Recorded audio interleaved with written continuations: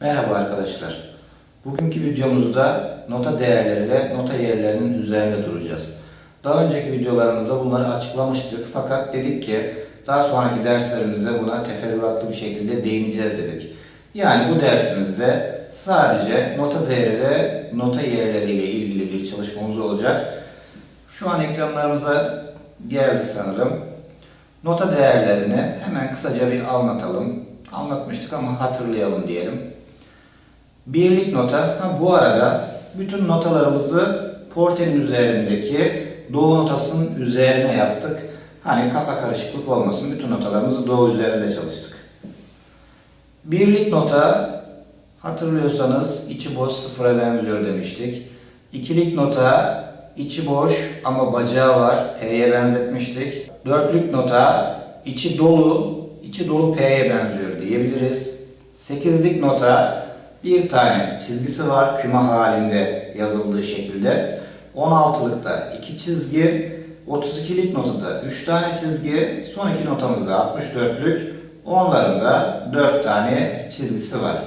Kısaca değerlere bu şekilde değindik. Şimdi geçiyoruz nota yerlerimize ve nota yerlerimize tekrar bir daha gözden geçirelim.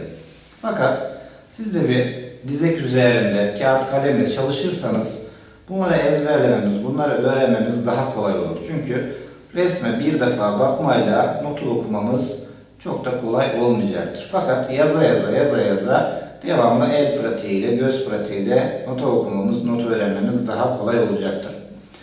Notu okumayı bir dile benzetiriz. Çünkü bu da zaten müziğin dili olduğu için nasıl ki normal konuşma dilimizde alfabemiz varsa notada da yine mi, fa, sol diye alfabemiz var. Şimdi ilk resmimizde şu an birinci oktavı gösterdik ekranda.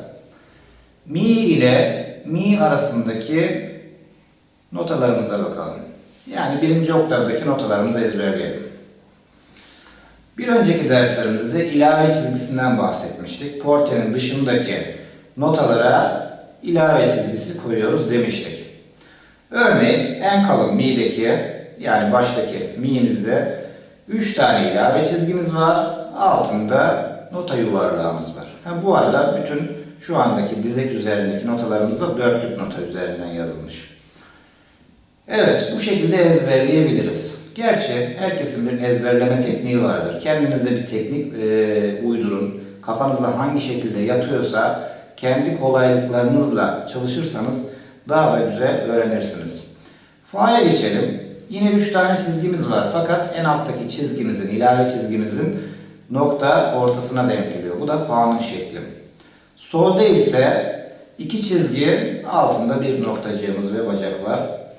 La'da yine 2 tane çizgimiz var. Fakat alttaki çizgimizin ortasına gelmiş notanın noktası. Si'de bir tane çizgimiz var ve nokta altına geliyor.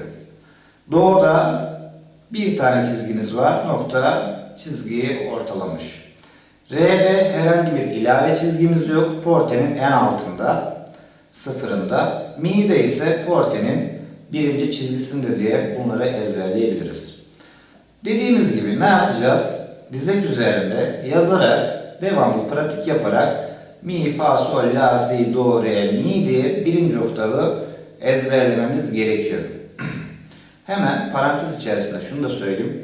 Gitar çalacaksak eğer mutlaka mi'den ta 3. oktavdaki mi'ye kadar biliyor olmamız gerekiyor. Çünkü gitar 3 oktavın üzerinde bir enstrüman olduğundan dolayı buraları yani buradaki 3 oktavdaki notayı kesinlikle tanıyor olmamız gerekiyor.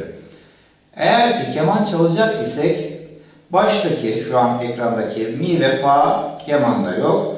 Ne yapıyoruz? Sol'den itibaren diğer oktava kadar yani 3. oktava kadar çalışacağız.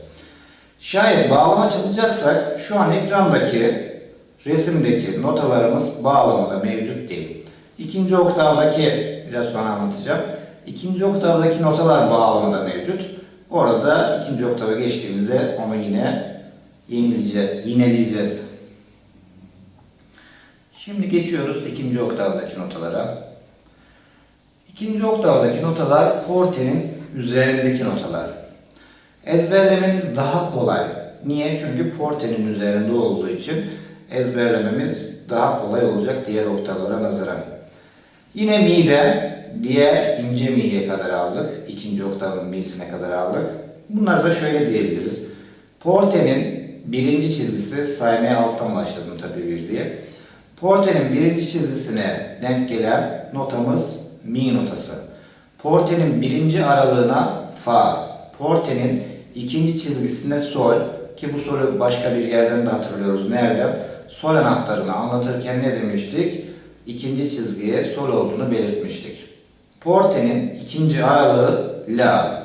Porte'nin üçüncü çizgisi si veya Porte'nin tam ortası diye de aklınızda kalabilir. Porte'nin üçüncü aralığı do, dördüncü çizgisi re ve dördüncü aralığı mi olmuş oluyor. Bence tabii ki yine dediğimiz gibi hepinizin bir kolay yöntemi olur ama birinci oktav veya üçüncü oktavdan ziyade öncelikle ikinci oktavı ezberlemeniz, portu üzerinde olduğu için ezberlemeniz daha kolay olacağı için bu ikinci oktavdan çalışmaya başlamanız sizin için avantaj olabilir. Şimdi geçiyoruz üçüncü oktavdaki notalarımızı tanımaya. Yine mi ve mi üzerinde bir oktav yaptık. Porte'nin dördüncü aralığına mi geldiğini ikinci oktavda söylemiştik. Yine aynı nota yani mi. Porte'nin beşinci çizgisine fa, Porte'nin üstüne de sol geliyor. Hatırlıyorsanız birinci oktavda Porte'nin altına re gelmişti. Re ve sol, birinci oktavdaki re ve üçüncü oktavdaki sol, Porte'nin dışına, boşluğuna taşan notalarımız. O şekilde de aklımızda kalabilir. Evet, soldan sonraki notalarda yine ilave çizgileri başladı. Bir tane çizgimiz var ve yuvarlağımız tam ortadan kesişiyor. La notamız, ince la. Ve çizgimizin üzerine geldi şimdi. Yine bir çizgimiz var. Si notamız. Bir iki çizgimiz var. Yalnız üstteki çizginin üzerine geliyor yuvarlağımız ve do notamız. İki tane çizgimiz var. İkinci çizginin de dışında re notamız. Üç çizgimiz var. Üçüncü çizginin yani en üstteki çizginin ortasından kesişiyor yuvarlağımız. Bu da mi notası olmuş oluyor. Evet, bu dersimizi burada sonlandırıyorum. Çünkü dediğimiz gibi tekrarlıyorum, sık sık çalışmamız gerektiğini tekrarlıyoruz. Pratik yapmamız gerektiğini tekrarlıyoruz. Kağıt kalemle bunu çalışmadığımız sürece bunu resme bakarak anlamamız kolay olmayacaktır. Hatta hemen şunu da yineleyelim. İmkanınız varsa birebir ders alma, herhangi bir eğitimciden birebir ders alma imkanınız varsa bunların öğrenimi daha kolay, daha akıcı ve daha sağlıklı olacaktır. Biz ne yapıyoruz? Şu anda ekrandan bir fotoğraf gösteriyoruz ve bunu burada izahını yapıyoruz. Birebir derste bu daha kolay olacaktır. Eğitim alacağınız, eğer ki öğretmen bulabileceğiniz bir konumdaysanız mutlaka bunları, bu dersleri sadece destek amaçlı kullanın. Mutlaka eğitimlerinizi alın diyorum. Teşekkür ediyorum. Bu videoda bu kadar. Sağlıcakla kalın. Hoşça kalın.